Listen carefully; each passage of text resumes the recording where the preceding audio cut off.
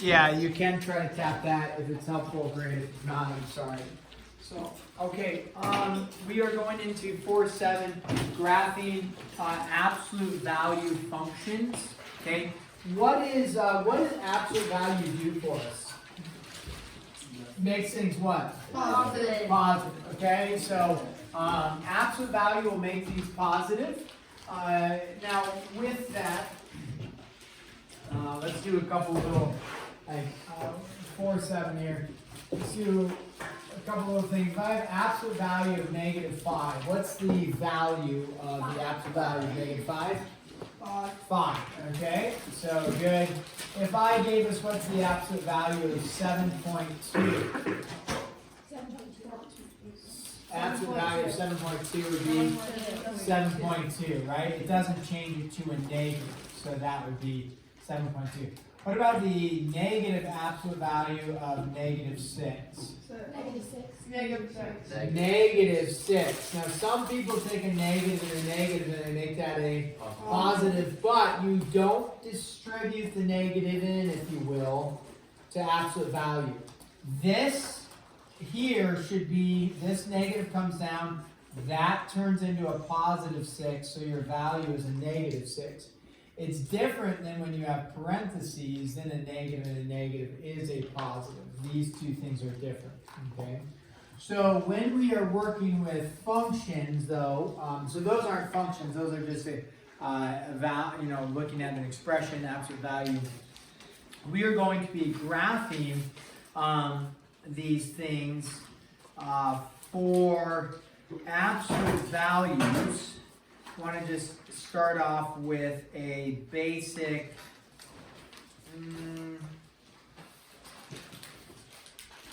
here, which one we want to do.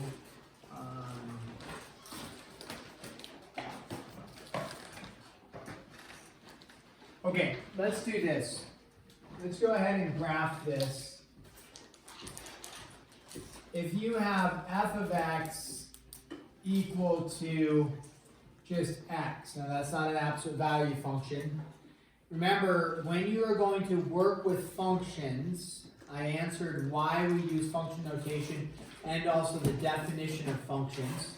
But when you're going to, like if I say graph this, what's one thing I can do to make it a little bit easier in our brains, eliminate the function notation and just work with it without the function notation? What can I do? Y equals, right? So we say, hey, y is equal to x, same thing. Okay? I already explained why we use the function notation. We're not going to go back into that. So you can look at it like this way or this way. Okay? Now, when we go to graph, okay, like this, I need a new marker here. When we go to graph, we will, oh, that's so nice. This. Okay. You need to plot points, right?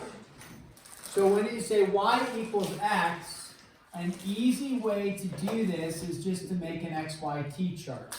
Okay? So you make an XYT chart, we've talked about that before, and you just plug in some points. So if you plug in, it doesn't matter what points you plug in, but if you plug in like don't be afraid to plug in negatives, like a -3 for x, and you plug in a -3 for x, what do you get out for y? -3. -3. This is really nice because if you plug in a -3, right, it'd be y, plug in a -3 for that. So what does y equal? -3. What if you do a -2? -2. What if you do 0? 0. What if you do 1? 1. Now, usually when we're graphing or coming up with points, we end up not doing a lot of decimals. Just graphing decimals would make it a little more challenging. But you absolutely could plug in 2.7. If you plug in 2.7, what are you going to output? 2.7. So that's fine to do. We just generally don't do that. We work with like whole numbers or integral values. Integers, meaning we can use the negatives. So when I go to graph this though, one thing that's important to think through is they did not tell you a domain, like the domain, the only numbers you can plug in are 0, 1, and 2. They just said graph this, or I'm saying graph it, that means you can plug in any number you want. So when we go to graph this, should you connect the dots? Yes, because you can plug in any number you want. So we start with like a -3, -3, we put a dot there, -2, -2, we put a dot there. We jumped up to 0, 0, we went to 1, 1, like this. We said, see, and this is why you wouldn't necessarily do 2.7, but okay, 2.7 and 2.7, something approximately there. So when we go to graph this, okay, I've just listed the 5 points that I chose. Should I connect the dots in this case? Yes. Absolutely. So we connect the dots like this, okay? So that would be the general graph y equals x. Now we haven't done anything with absolute value, but we're going to transition right now into the absolute value. So if we want, we can call this number 1, I guess. Not too important. Now number 2, I'll go over here, and then I'll have to go back and erase some of this stuff. But we're going to graph this. This is going to be f of x is equal to the absolute value of x, like this. Now again, if we are uncomfortable with that f of x notation, we can easily, for this problem, just change f of x into y equals. So now we're saying graph y is equal to the absolute value of x. Okay, so now when I go to graph this, okay, I am going to, we can do the same thing in XYT chart. So you're going to plug in for x and you're going to get something out for y. Now they don't tell you what to plug in. So we can plug in, we can go back to actually what we plugged in over here. Let's just plug in some of the same values and see what we get back out. So if I plug in a -3 for x, which is fine to do, if I plug in a -3 right there for x, what do I get back out? 3. Okay, so I get back out of 3. Don't forget, if I'm writing, what are you doing? Writing. Okay, and I'm saying that for like the 2 people in the room, that aren't writing. So now, if I plug in, come back over, let's use the same value. If I plug in a -2, what do I get back out? I get out a +2 because it's absolute value. Now, what if I plug in 0? If I plug in 0 for that, what do I get back out? 0. If I plug in 1, what do I get back out? 1. If I plug in, we'll do 2.7. You get out 2.7. So what changed, not the 0, not the 1, not the 2.7, what changed is the output, the -3 and the -2, right? So I end up with a +3 and a +2. When I go to graph this then, I said, hey, -3, but then instead of going -3, I got out what? -3, +3, -2, +2, 0, 0, 1, 1, 2.7, 2.7, something like that. Interesting. So now if I go to connect the dots, what kind of shape am I making? A U. A V. And the reason why it's not a U is a U would have a curve to it. The lines won't make the curve, so it's going to end up being a V shape, yeah. If you think about this then, you'll notice y is equal to absolute value of x. Absolute value of x is always going to make it positive. So if you think about your y values, that's your vertical axis, are there any negative y values? No. Can you plug in negative x values? You bet. And then you output positive y values. Yeah. So this is what we call, okay, they're going to use this term, this y equals absolute value of x right there, they call that the parent function. Parent function, what do you mean by that? It means it's the original absolute value function, and then other functions that we graph from there, we can look at the original and then see what happens with the additional functions.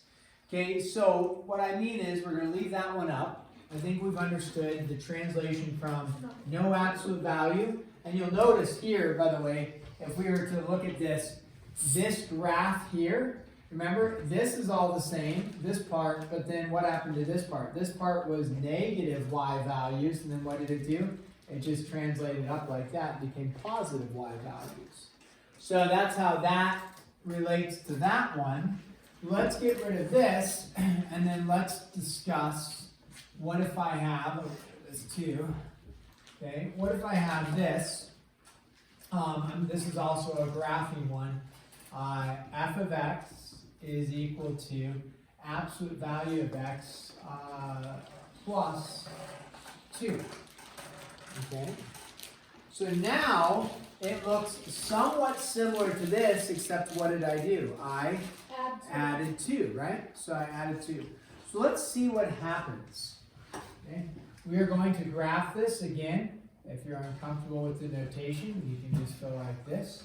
And we go x, y, like this. Let's start with our value of -3 again. We'll be choosing the same values. If you plug in a -3 for x, okay, what do we output for y? Plug in a -3, now you output a 5. You plug in a -2, you output a 4, because the absolute value of -2 is 2, so you output a 4. We jumped it up to 0, right? So we'll stick with the same numbers. If you plug in 0, okay, what do you output? 2. Yep, and then we plug in a 1, what do you output? 3. Okay. Now, if you can, let's do the decimal just for that practice. You plug in 2.7. What are we going to output? 4.7. Okay. So then now we're going to graph this, and we say, okay, we had. Okay, so now we plug in a -3, and this time we outputted 5. So -3, 5, -2, 4, 0, 2, we said, and then over 1 up 3, we said, like that, and then 2.7, and then 4.7, so somewhere like up, 2.7, 4.7, somewhere up there. So the graph, and then we're going to connect our dots. This is just a sketch. The graph is still going to form what kind of shape? Is the shape going to be the same? Yeah. Shape is the same. So we're coming like this, and then we're going back up like that. The thing is, what happened to our entire graph? Our graph that was here, compared to our graph that was here, what did it do? It moved it up. How many did it move it up? 1, 2. 2. Notice what's right there? Plus 2. Now, if we were, so think about this then, we're not going to actually do all the x, y chart that we just did. We're just going to take f of x is equal to absolute value of x minus 3 like that. And then I'm going to say graph it. So we're going to put a graph here. We're going to skip the x, y, t chart and see if we can graph this. So we are now going to take the absolute value of x minus 3, refer to our parent function. This was the original just absolute value of x function, okay? We noticed that when we did the absolute value of x plus 2, what did it do to our graph? It moved it up 2. What do you think is going to happen to your graph, your parent function graph, right? We're calling that the parent function. It is going to move it which direction? Down 3. And so we're actually just going to go like, I'll do it in red just to change up the color. It's just going to move the graph like this and like this. I'm not putting all the coordinates on there because we're not doing an x, y, t chart. It just moves it down 3. And you say, well, absolute value is always positive. Yep, no problem. However, like if you plug in 0 here, absolute value 0, 0, but 0 minus 3 is -3, so it moves it down 3. Okay. Yeah. So, does that make a little bit of sense, at least for the, so far the parent function, then adding 2, subtracting 3? Okay. So now, let's go ahead, I kind of want to leave the parent function there. Let's come back over here because we're going to do something different. We're going to call this number 5. Okay. And number 5 here is, we have f of x equals absolute value of x minus, let's go with minus 4. Okay. So now our minus 4, okay, over here we said, oh yeah, minus 3 did what with our function? It just moved it which way? Down 3. What's different about the minus 4 here? Absolute value. It's in the absolute value, right? So this is going to change it. It's not just going to drop at 4. Okay? So in this case, we're actually going to do an XYT chart and see what happens. It's not just going to drop at 4. So when we go to do this XYT chart, like this, and then we're going to graph it. Let's go ahead and plug in our original values that we've been doing. If you plug in a negative 3 for x, negative 3 minus 4, what's negative 3 minus 4? Negative 7. What's the absolute value of negative 7? 7. Okay. If you plug in a negative 2, like that, a negative 2 minus 4 is negative 6. Absolute value of negative 6 is 6. If you plug in 0, 0 minus 4 is negative 4. What's the absolute value of negative 4? 4. If you plug in 1, 1 minus 4 is negative 3. What's the absolute value of negative 3? 3. If you plug in, do we dare do 2.7? Yes. We do. What's 2.7 minus 4? Negative 1.3. So then the absolute value of negative 1.3 is 1.3. Okay. So then I wonder if we need to plug in. Let's plug in one extra value here. I'm just going to jump it up to. If you plug in, maybe we'll do a couple. But if you plug in 5, if you plug in, actually no, let's do this. If you plug in 4, what do you get back out? 4 minus 4 is 0. What happens if you plug in 5? If you plug in 5, 5 minus 4 is 1. If you plug in 6, what do you get back out? 2. Okay? So there's a lot of values we just plugged in. Now the goal of this on some of these problems isn't to like plug in 10 values and see what's going on. Just like here, did we actually have to plug in any values to figure out what was going on? No, because we were like, oh, we made a connection between the parent function and what that minus 3 did to it. So let's check out what's actually going on here with the graphing here. So we'll do it in red again. So if you go negative 3, 1, 2, 3, we went up 1, 2, 3, 4, 5, 6, 7. So negative 3, 7. Then you went negative 2 up to the 6. And then you went 0 up to the 4. And then we did the 1 up to the 3. So far we're not seeing that V yet, are we? So far our line is connecting here. We're not seeing it's going like that. We're not seeing the V yet. Now you plugged in 2.7, right? Over about 2.7, but you only went up 1.3, okay? So somewhere there. So are we seeing the V yet? No. Then we plugged in 4. What did you output? When you plugged in 4, you outputted 0, okay? No V yet, right? We're just doing a line. Well then, what happens here? 5. Plug in 5 and you output 1. Plug in 6, you output 2. I mean, something like that. Maybe a little bit off, but there you go. So now what do we see? Do we see the V happening? Okay? So there it is, the V happened. So what do we notice? This V looks like this V. You know, they're all V's, right? What do we notice, though, between the parent function and this function? Don't worry about this one. This function. It shifted it which way? To the right 4. Okay? So an x, absolute value of x minus 4 shifts it which way? To the right 4. Because before you plugged in 0, 0. I mean, you plugged in 0, you outputted 0. Now you have to plug in 4 to get out a 0. So you had to go over 4 to get out that 0. Before, it was just 0, 0. And now you have to plug in 4 to get out that 0. Ethan? In the absolute value of the equation above the graph, Yeah. if the minus 4 and the x were switched around, does that mean it would be on the left side? You mean like this? Yeah. So yeah, if you took the negative 4 and moved it out front like this, and then this x is positive, so we left it as a positive, this is going to be the exact same thing.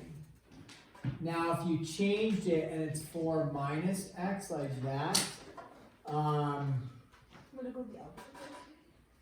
I think it would still be the same. no, that would also be the same because absolute value. So you plug in 4, you get out 0. Plug in 5, 4 minus 5 is a negative 1. Absolute value of negative 1 is positive 1. So that actually would be the same as well. So, yeah, good question on that. If you, let's do one here. I just want to do, okay, so absolute value, if I said x minus 7, we're not going to do an XYT chart for this, right? Our goal is now look at it and then say, based off of what I saw previously, what's going to happen? So we would go like this, we go like this. I said, okay, based off of this graph here, and what happened? Just sent it. Take your parent function. It's going to form a V. Which direction do I go? 7 Over to the right. So 7 over right. Because you have to plug in 7 to output what? If you plug in 7, what do you output? 0. So 1, 2, 3, 4, 5, 6, 7. Output 0. What happens? It comes down, and then what does it do? Goes up like this. And I just had to shift it over 7. Yeah, okay. What if you did the f of x equals the absolute value of x plus 7? Okay. It would be the same. I'm going to do, before we get to that, I wanted to include this one, f of x, and then we'll answer that, Caden. X minus 7, because we were just doing that, and then plus 2. Oh my. So 2 things going on, right? The 2 things are the minus 7 and then the plus 2.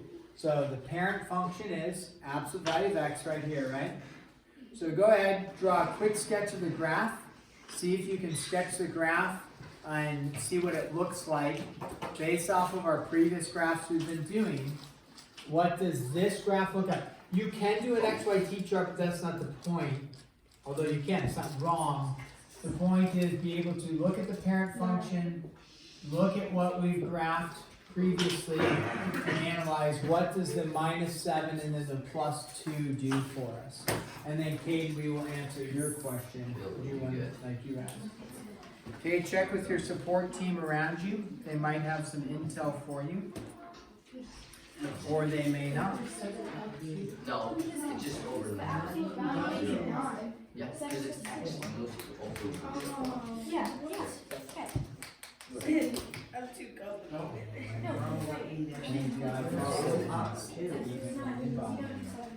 don't care. it's the absolute value. I went, so I went Well, it has to over, be. that's out Avery. I went over 7. Oh, that's wrong. Okay, here we go. Let's end the debate right here. What do we know the minus 7 is going to do to our graph? So over 7 is already less axis. Okay, it's going to move it over 7. We already analyzed that, but what does the 2 on the outside do? Up 2. Put the It's going to move it up 2.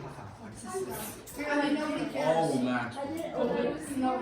But that's on. Max did not know what he was talking about. Okay, so listen here. Okay, if you were to do an XYT chart, okay, the XYT chart over here, think about this is your vertex right here. We're calling this a vertex. If you plug in 0, you output 0, right? For this one right here. Plug in 0, you output 0. That was the vertex. So over here, we're saying the vertex is over here, meaning you plugged in 7. Okay, 7 minus 7 that used to be 0. But then, what do we have? 7 minus 7 is 0, and then what does this do to it? Adds 2, so you plug in, you plug in 7, you only output 2. I heard some people saying 9 or something in there, I'm not sure why. Because you're going 7 plus 2 is 9. But it's 7 minus 7 is 0, 0 plus 2 is 2, so you input 7, you output 2.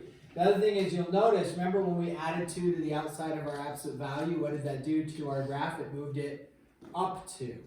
So something on the outside of the graph that's being added or subtracted is going to be a vertical shift, up or down. Something on the inside of the function is going to be a horizontal shift, because on the inside, that 7 is attached to the x. That's why it's on the x-axis, shifting it left and right. Now, Caden asked a question. He said, well, what happens if, we'll call this number 8 here, okay? He said, what happens if you have f of x is equal to the absolute value of x plus, let's say, 3. I'll just change it to plus 3. So before we had minus 3, I think, or minus 4, and then we did minus 7. What happens when you have f of x equals absolute value of x plus 3? So remember, the minus 7, you had to plug in a positive 7 to get it to be 0. I just erased that to move it over. So in this case, again, we can do a XYT chart if you want, no problem. Okay. If you do an XYT chart, if you plug in, I'm going to pick different values. If you plug in -5, what do you output for -5? -2. And the absolute value of -2 is 2. If you plug in -4, what do you output? Positive 1. If you plug in -3, what do you output? 0. If you plug in -2, what do you output? 1. Okay, that's enough for us to go off of. So we get a -5 up 2. We'll do it in red, I guess, like that. A -4 up 1, a -3 up 0, -2, 1. Do we see the V shape forming? You bet. And so what did that do to our graph when we plugged in an x plus 3? It moved it which way? To the left 3. Yeah, it moved it -3 to the left. Because you're really just asking, what do I plug in for here to get out 0? Plug in a -3 plus 3 is 0, so it shifts it to the left 3. Okay? So if we let's try one more. I kind of want to leave our parent function there.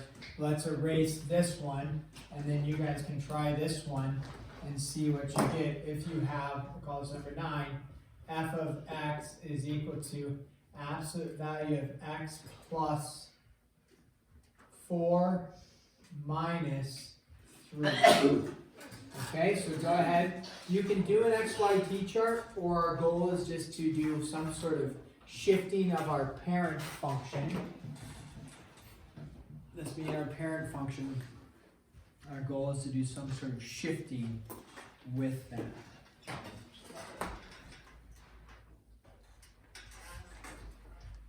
Whew. You guys are doing great.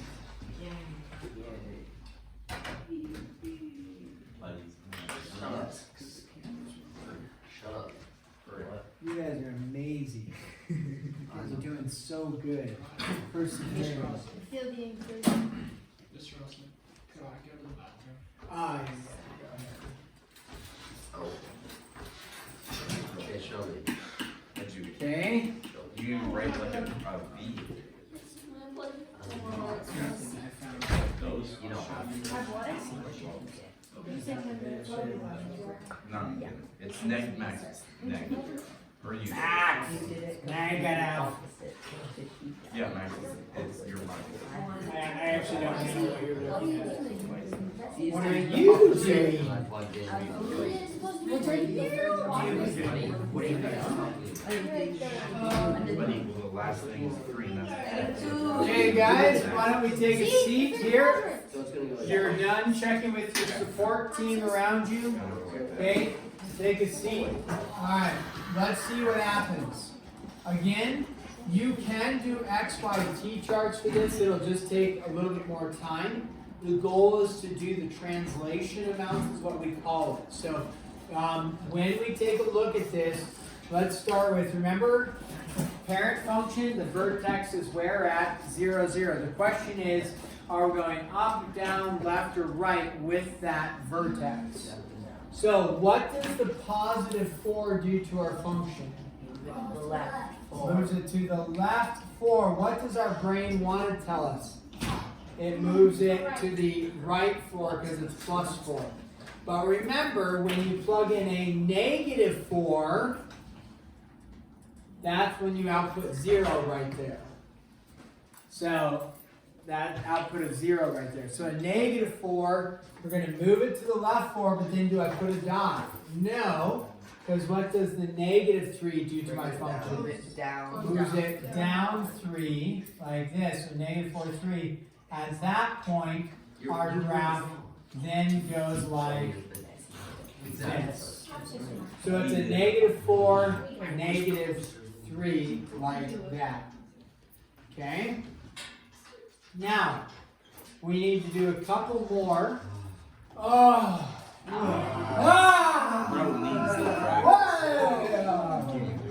We are not talking anymore about, well, we will include it, but we're going to transition into not a shifting of the graph.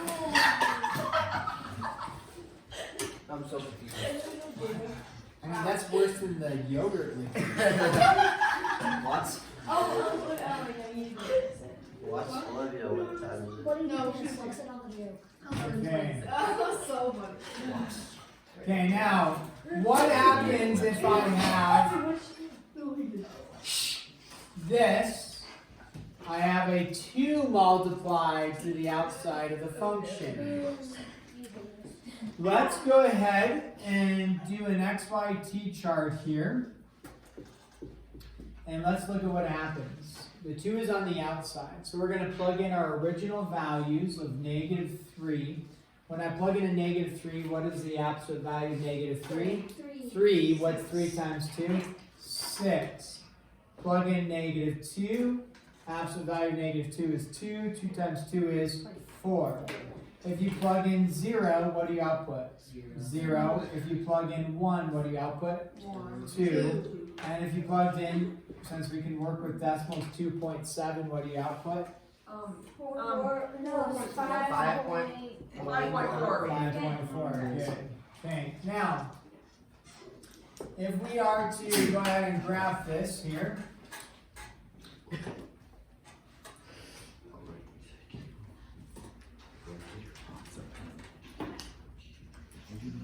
Okay, you plugged in negative 3, you outputted 6. So we'll do like right there. Negative 2 was 4. Negative 2, 4, 0, 0. My graph is a little bit, my sketching is a little bit off, but 1, 2 like this, and then 2.7 up 5.4, something about like that. Okay. So when I go to connect these dots, my vertex did not change, right? The vertex was still at 0, 0. What does it look like it did to my graph? Put it in the middle. It made a tighter V. Made a tighter V, which is what we would also say is it made it narrower. Okay, the original graph would have been negative 3, like 3, something like that. Negative 2, 2, and 1, 1. The original graph went like this, and then something like that.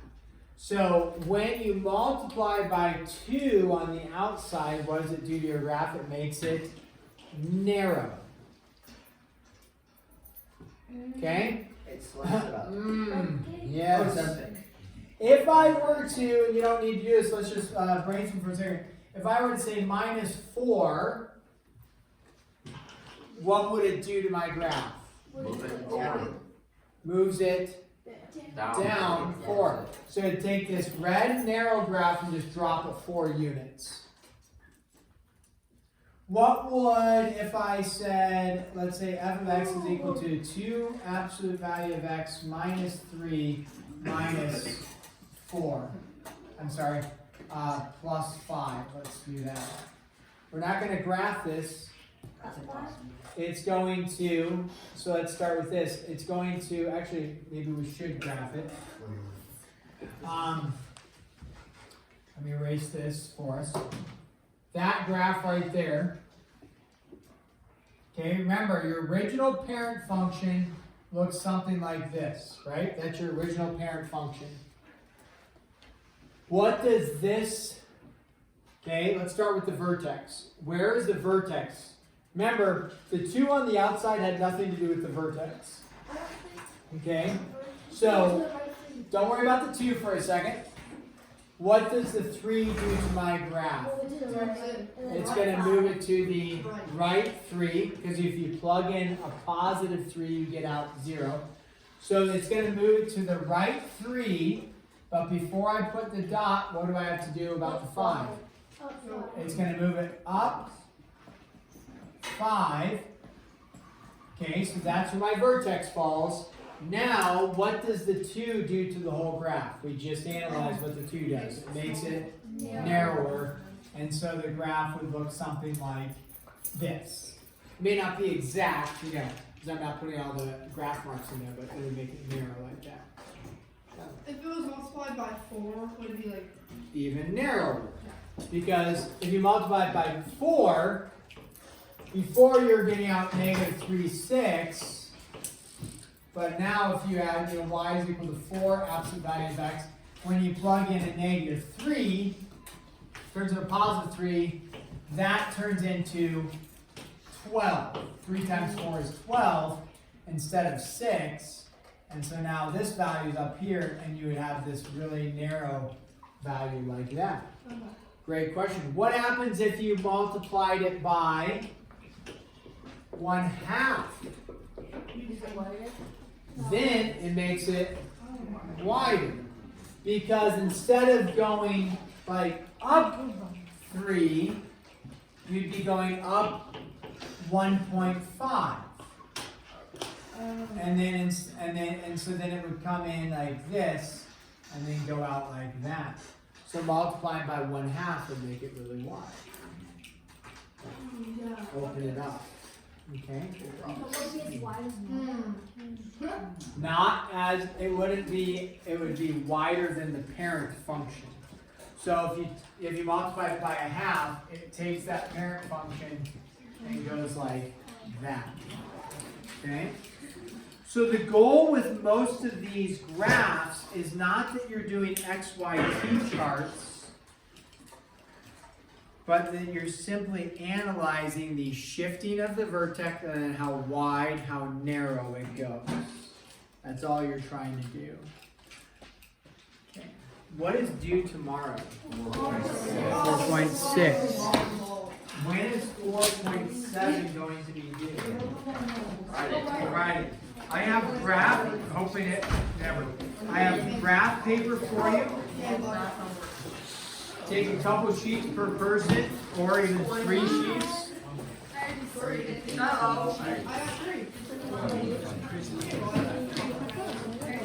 Okay? Guys, tomorrow, listen closely. Hey, listen closely. That just means be quiet, basically. It's a polite way to say be quiet. Listen closely. Tomorrow, we will be working in class, it's review, but we can also be working on 4.7 if you don't get that done. You can be working on that and asking questions. You don't have to do it on graph paper, but it can make it helpful. Anybody else need graph paper? If you run out of graph paper, it's in the back desk there. Can we also just start with bigger goals than like actual graph? Sure. Yeah, that works. Just if you want I do not yet. Great room.